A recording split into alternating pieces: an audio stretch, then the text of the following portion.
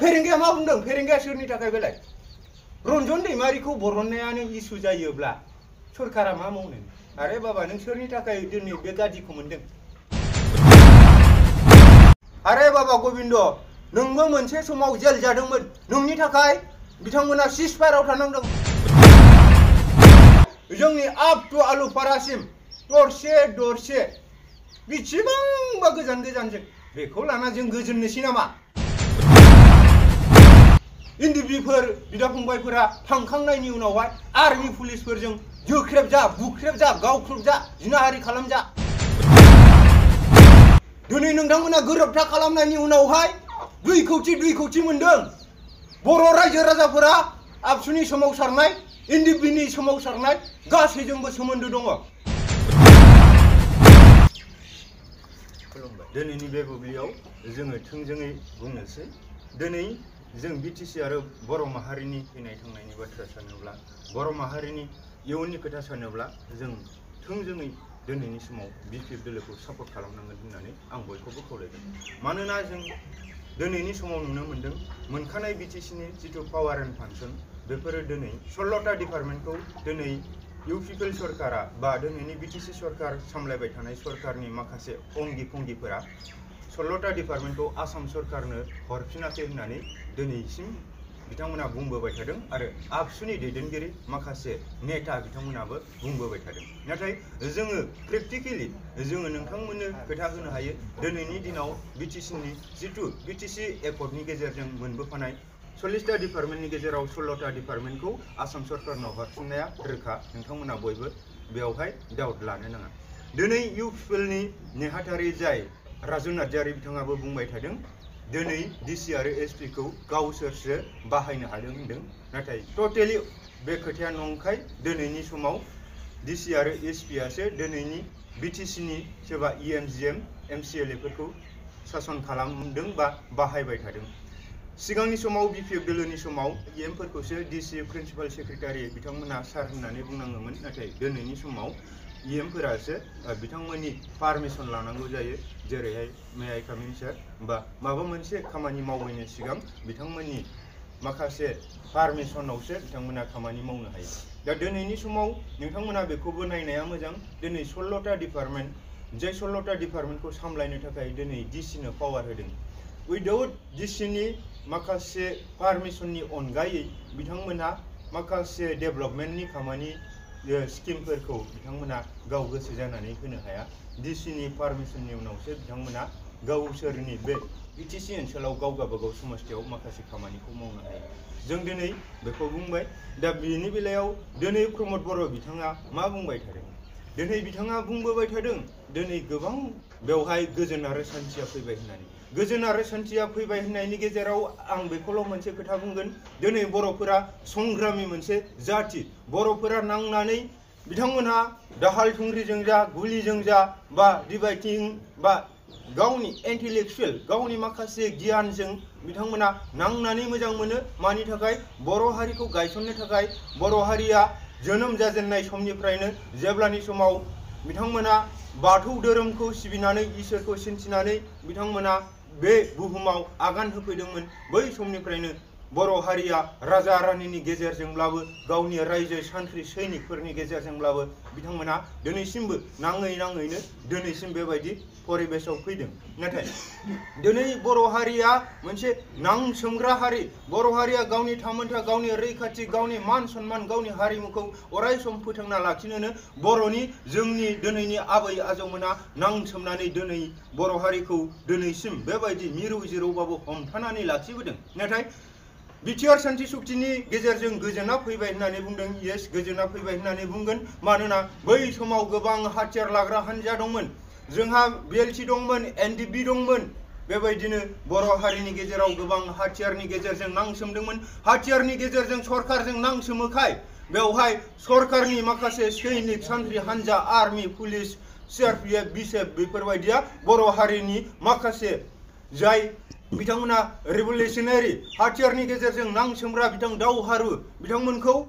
नागिरनायनि बेलायाव जों बर' हारियानो बिथांमोनखौ जाहोग्रा लोंहोग्रा नालाय जों बर' हारिनि न'खरनि सोरबा फिसा फिसौ बिदा फंबाय बिब' बिनानाव बिथांमोनखौबो बिथांमोना जिनाहारि खालामलांदोंमोन गावथारलांदोंमोन बुख्रेबलांदोंमोन थिग बेबायदिनो जोंनि गेजेराव गोजोना फैयाखैमोन नाथाय बिटिआर शान्ति सुक्तिनि गेजेरजों जोङो नांसोमबाय थाला जिथुके जोंनि बर' रायजो राजा आइ आफा बिदा फंबाय बिब' बिनानाव बिथांमोना गोबां खैदां खैफोद सैनांबाय जोंनि थाखायनो होननानै बिथांमोनाबो बुजिनायनि गेजेरजों बिथांमोना बिटिआर एकर्डनि गेजेरजों मोनसे गोजोना फैथोंसै होननानै बिथांमोना प्रमद बर' दैदेननाय आबसुनि सोमावसारनायनि गेजेरजों बिथांमोना माखासे गावसोरनि जिथु साननाय हनाय आइडियोल'जि गावसोरनि माखासे मथ'निफ्राय दोरोदबोनानै गावसोरनि थांखि गावसोरनि डेस्टिनेसन बेजोंनो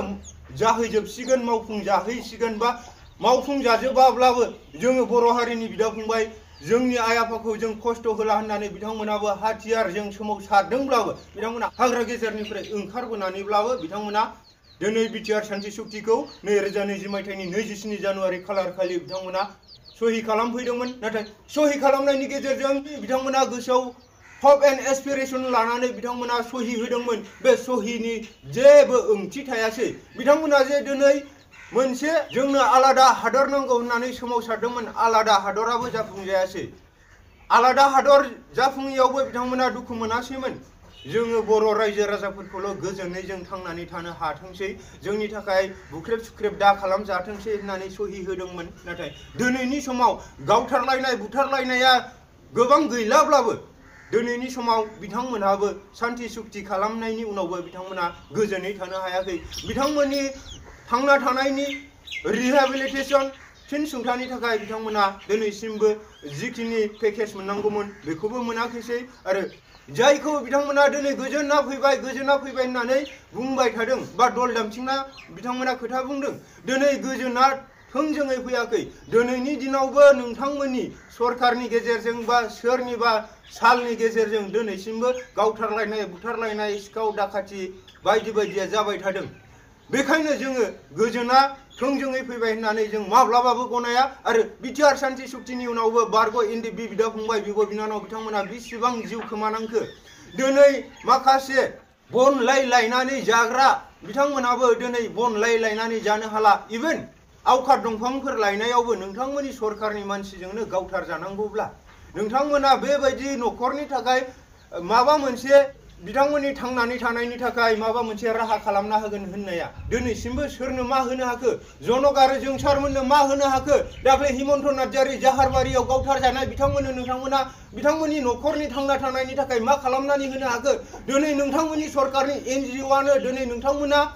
दंफां खावो दंफां खावनायनि बेलायाव बिथांमोनखौ मानो गावथारासै हिमन्त नार्जारिया गावनि न' लुफुंनो थाखाय बिथाङा आवखार दंफां लायनायावनो मानो बिथांखौ गुलि गावनानै जिउ फोजोबखो अब्ला दिनैनि सरकारा बेनो नामा दिनै नोंसोरो गोजोन आरो खौसेथिनि थाखाय सोलायनायनि मुङाव सरकार लाबोबाय सोलायनायनि मुङाव सरकार लाबोनानै दिनै मानो नोंथांमोना मोनसेबो नोंथांमोननि जिथु नोंथांमोना कमिटमेन्ट होनाय बे कमिटमेन्टखौ मानो मावफुंनो हायाखै नोंथांमोना दिनै 75,000 होगोन होनदों सेल्फ हेल्प ग्रुपनो बहा होनो हाखो 25,000खौ नोङो सेल्फ हेल्प ग्रुप दानायनि उनावहाय दिनै सेल्फ हेल्प ग्रुपनो मिनिस्ट्रि अफ रुरेल डेभेलपमेन्टनिफ्राय फान्डेड खालामनानै होयो दिनै बैफोरो सरकारनि अनुजायैनो बैफोरखौ मोनखायो दिनै नोंथांमोना सरकार हिसाबै 75,000 होगोन होनदों बेसेबांनो होनो हाखो नो डाउट नोंथांमोना बानायनानै बा नोंथांमोना सोरखौबा प्रेसार खालामनानै 3,000टा सेल्फ हेल्प ग्रुपनो 25,000 करि होबाय बहा होखो 75,000 न'खर न'खर साख्रि मोनगोन होनदों बहा मोनखो दिनै वान भट वान जब होननानै बुंदोंमोन बहा मोनखो दिनै इन्डास्ट्रिफोर लाबोना होगोन होनदोंमोन बहा जाखो दिनै नोंथांमोना नोंथांमोननि सरकार थासेयावबो दिनै जे आबसु खालामनाय इउपिपिएल खालामनाय सोरबा चेयारमेन सोरबा भाइस चेयारमेन बेबायदिनो गोबां गुबुन गुबुन बिबानाव थानाय दोलोनि माखासे बिबानगिरिफोरा दिनै बिपिएफ दोलोआव मानो जुगदान जाफैखो दिनै नोंथांमोननि सरकार थासेयावबो जे बिपिएफ दोलोखौ मोजां मोननानै बिपिएफ दोलोआव हाबफैदों अब्ला नोंथांमोना मोजां सरकार मोजां सासन मोजां खुंथाय खालामनो हादों होननानै सानदों नामा नोंथांमोना निश्चय हायाखै आरो आइ एम बिं ए रिपर्टार आंथ' नुगासिनो नोंथांमोना मोनसेबो मोजां खामानि मावनो हायाखै दिनै नोंथांमोना खोथा होनायनिफ्राय दोरनो थांदों दिनै नोंथांमोना प्रमद बर' बायदिया बुंदों जोङो गियान लानायावनो मोनथिनांगौआवनो 3 बोसोर थांबायनो आरे बाबा येस जाखागोन गियान लानो जोंनो सम नांगौ नाथाय मानो खोथा होआमोन जों सरकार दानाय लोगो लोगो 15 दिननि उनाव हानि जों मियादि फाट्टा फोरमानलाइ बिलाइखौ होगोन होनदोंमोन हाबायना हायाखै जिखिनि होदों BPF नि समाव मावखानाय बैखौसो नोंथांमोना रानदों जिखिनि फिथा हास'दों BPF नि समाव मावजोबखानाय जाजोबखानाय बेयाव कर'ना भाइरासनि थाखाय माखासे प्रब्लेम फैनाय आरो बिसायख'थिनि थाखाय माखासे कड अफ कन्डाक्टनि थाखाय बिथांमोना फिथा हास'नो हायाखैमोन बैखौसो नोंथांमोना फिथा हायै हायै जों मावनाय होननानै बुंनानै लादों दिनै नोंथांमोना मा मावदों गियान सोरां बिथांखि अनसाय बिथांखि बेफोरलाय मा बेले बबेनिफ्राय फान्डेड जायो दा दिनैनि बेलायाव मा बुंदों निउजे ब्रह्मआ आं MLA बो गेलेला MC बो गेलेला मानो बुंनांदों दिनै जे लोब लोब बे BTC नि थागिबि रायजो राजाफोरा BPF दोलोखौ फिन सासनबाराव लाबोफिननो थाखायनो दिनै जे हाग्रामा महिलारि बिथांनि दैदेननाय BPF सरकारखौ नांगौ होननानै दिनै जे बयबो BPF दोलोखौ अनसायफिनदों बिनि थाखाय निश्चय नोंथांमोना बुंनांगौ जानो हादों बा नोंथाङाबो निउजे ब्रह्मआबो बिथाङाबो सासे UPL दोलोनि गायसनगिरि आफादगिरि नोंथांखौ जोख्लायना जे बिथाङा बिटिआर शान्ति सुक्तिनि उनावनो मास मोनसे उनावनो नोंथांखौ जोख्लायनानै गाव आफादगिरि बिबानखौ सेनानै लादों बैफोरनो सेल्फिश माइन्डेड गावनिखौल' सानग्रा मालायनिखौ माब्लाबाबो साननो हाया बैफोरबायदि मानसि थायोब्लानो जोंनि समाजा गुबुंले जायो नांसोमनाय समावब्ला सोमावसारनाय समावब्ला बेसेबां गोदै गोदै खोथा बुंदोंमोन जों माब्लाबाबो MLA MP जाया जों गावबुराबो जाया जेब्ला बड'लेण्ड सोमावसारनाया जोबगोन आङो आंनि बिमा बिफाजों आदै आमाय आदैमोनजों आंनि सौरागुरियाव थांनानै आं संसार जाहैगोन होनदों दिनै बड'लेण्ड मोनबाय नामा दिनै नों बड'लेण्ड मोनैनि सिगां मानो दिनै BTR नि बा BTC नि MLA MP जाया गावबुराबो जाया होननाया मानो दिनै BTC आव CM जानानै थाखो दिनै बेफोर मानि प्रमान ना बड'फाया नोंखौ बेबायदि फोरोंलांदों नामा मानो 11 बोसोर आबसुआव नों खामानि मावखो मानो सेक्रिफाइस होखो मानो डेडिकेसन खालामखो दिनै नोंथाङा फैसा जाया होननानै बुंनो हागौ हा फैसाखौ सोर लायो श्रीरामपुर बायदियाव जोंथ' मोनथियोना जोंथ' मोनथियो दिनैनि समा नोङो मा मावनो ओंखारदों माव खिन्थु बर' हारिनि इयुनखौ जुदि फोजोबलांनो सानोब्ला बे गमामायै जों बर' हारिनि थाखाय मोनसे साव बायदि बा दुखुनि सान जानानै फैगोन दिनै नोंथांमोना गोरोबथा खालामनायनि उनावहाय 2 कौटि मोनदों बर' रायजो राजाफोरा आबसुनि सोमावसारनाय इन्दिबिनि सोमावसारनाय गासैजोंबो सोमोन्दो दङ इन्दिबि सोमावसारनायावबो इन्दिबिफोरखौ दोनखुमाबायनानै ओंखाम जाहोबायनानै इन्दिबिफोर बिदा फंबायफोरा थांखांनायनि उनावहाय आर्मि पुलिसफोरजों जोख्रेब जा बुख्रेब जा गावख्रुब जा जिनाहारि खालाम जा दिनै सोरबा डक्टरफोराबो बिथांमोनखौ बिजि थुनायावनो बुथार जा बेसेबां दुखु जारला सैनांदों बै इन्दिबि बिदा फंबायफोरनि थाखाय दुखु सैनांनानै नोंथांमोना गोरोबथा खालामनानै 2 कौटि लाबोदों सोरबा नोंथांमोननि मुङाव पार्टिनि मुङाव बेदर दरसे मोनजादोंना दिनै आबसुनि सोमावसारनायाव थौ दिनै लामा जथेनांगौ थौ गाबोन रेलवे ट्रेक ब्लकिं खालामनांगौ ओंखारफादों उन्दै गथ'फोरखौ लानानै ओंखारफादों सान्दुं अखा सैनांदों मालाबा ट्रेक्टरजों थांनानै मालाबा खनसेनो ट्रेक्टरसेनो जिउ गोमानांदों दिनै बैफोरबायदि मानसिफोरा बैफोरबायदि न'खरनि सुबुंफोरा आबसुनि सोमावसारनायनि गेजेरजों जिथु बिथां प्रमद बर' सोरबा लरेन्स इस्लारि बिथांमोना 2 कौटि मोनबोदों बेदर जाहोदोंना पार्टिनि मुङाव नोंसिनि सोमावसारनाय जोंनि सोमावसारनाय अनलायनायनि गेजेरजों जोङो एग्रिमेन्ट खालामबाय 2 कौटि मोनबोबाय अमा मासे जादिनि होननानै जाहोदोंना मालाबाबो जाहोआखै अब्ला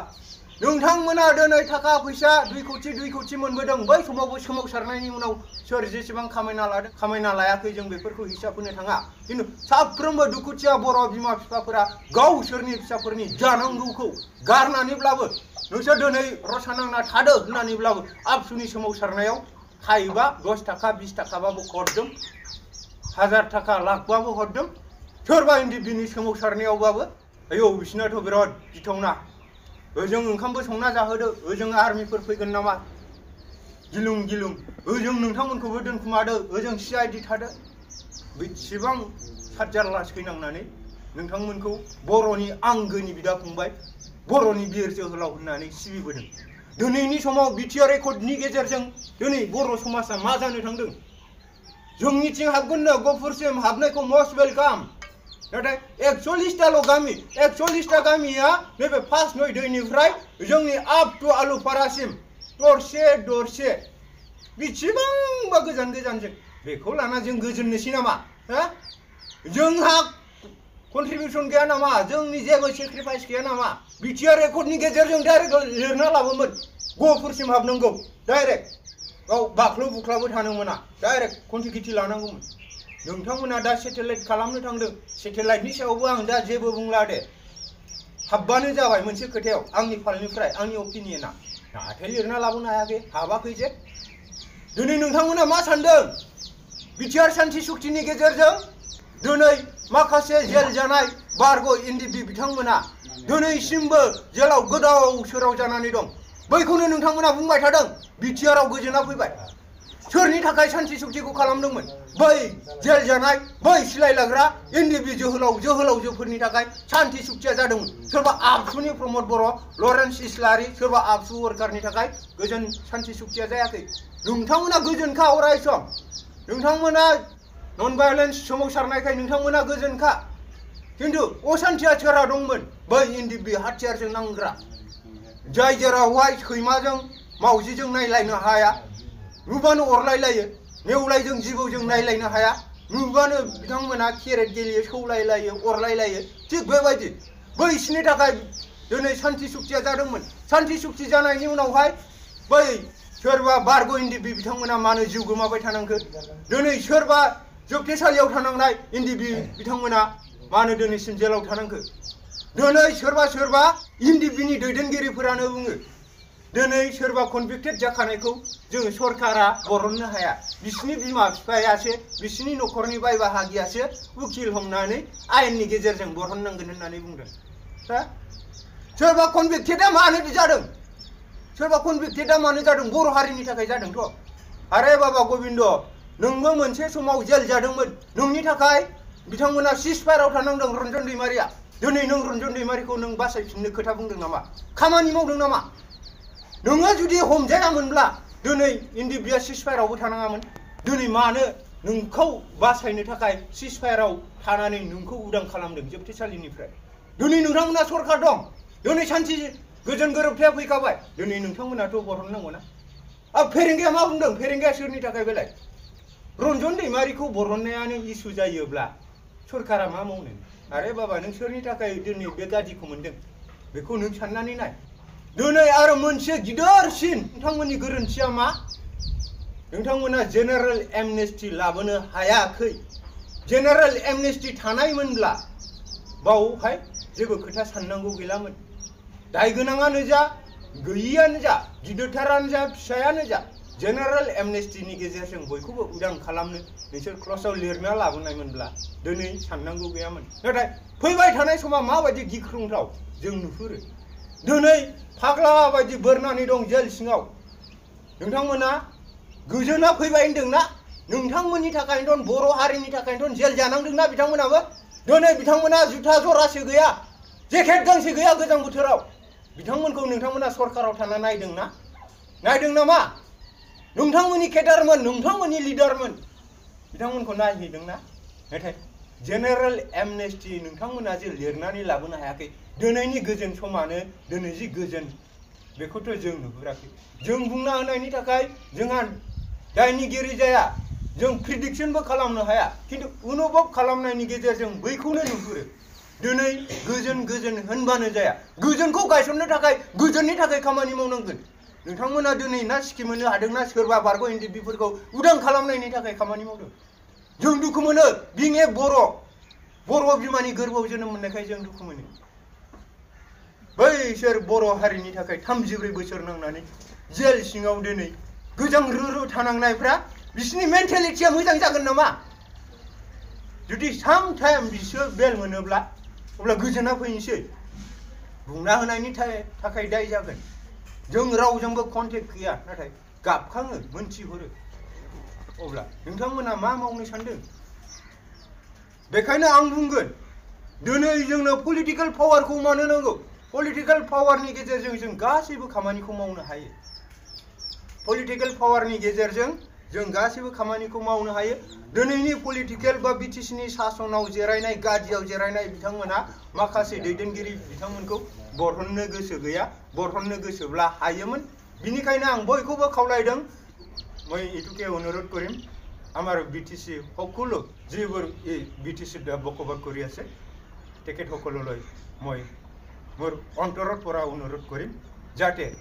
অনাগত 2024 আমাৰ এমপি নিৰ্বাচন আহি আছে বিপিএফ দলক আমি সঁহাৰি দি আমাৰ ভ্যালুয়েবল ভোটখন বিপিএফ দলকে দি আমি এমপি নিৰ্বাচনটো আমি জয় হ'ব লাগিব তাৰপাছত আমাৰ বিটিসি কাউন্সিল ইলেকশ্যনতো আমি বিপিএফ দলকে শাসনভাৰত আনিব লাগিব তাৰপাছত আমি এমএলএ যিটো আসাম এছেম্বলি ইলেকশ্যন ইয়াত আমি এনে সহজভাৱে আমি জিকি যাব পাৰিম আমি যদি বিটিসিত আমি শান্তিৰে বসবাস কৰিব খোজো তেতিয়াহ'লে আমি এই বিটিসিৰ সকলো জনগোষ্ঠীৰ মানুহ যাতে বিপিএফ দলকে ভোট দি আমি বিপিএফ দলক আমি শাসনভাৰত আনিব লাগিব তেতিয়াহে আমি শান্তিকে বসবাস কৰিব পাৰিম जोबनाय बुब्लियाव आं बेखौनो बुंबाय जों बिटिसिआव थानाय साफ्रोमबो मोनफ्रोमबो राव रायग्रा सुबुंफोरा उन्दै गिदिर जाय बिथांमोना भोट होनायनि मोन्थाय मोनबाय बिथांमोना जाहाथे बिपिएफ दोलोनो भोट होनानै जोङो बिपिएफ दोलोखौ बिटिसि खुंथाय गोहोआव लाबोनांगोन बयनिफ्रायसो जों गोजोन आरो शान्तिजों जों थांनानै थानो हागोन दानि सरकारा खुगायावल' बुंफ्लायो गोदै गोदै नाथाय खामानियाव प्रेक्टिकेलि जेबो मावाखै बेनिखायनो आं बयखौबो खावलायदों बिपिएफ दोलोनो साफ्रोमबो रायजो राजाफोरा गावनि बेसेन गोसा भोट होनानै बिपिएफ दोलोखौ फिन खनसेनि थाखाय हाग्रामा महिलारि बिथांनि दैदेननायजों बिटिसिआव बिपिएफ दोलोखौनो खुंथाय गोहोआव लाबोनानै जों अनलायनायनि गेजेरजों जों बयबो शान्तियै थांनानै थागोन आरो जोबनाय बुब्लियाव बिटिआर एकर्डनि जाखिनि माखासे क्लज मावफुंनांगौ बेफोरखौ मावलांगोन होननानै आसा खालामो जोबथारनाय बुब्लियाव गफुरखौबो जाहाथे बिपिएफ दोलोनि गेजेरजोंनो बिटिआर बा बिटिसिआव सोफागोन बेखौ आं मिजिंथिबाय लोगोसे एसेनोसै गोजोन्थों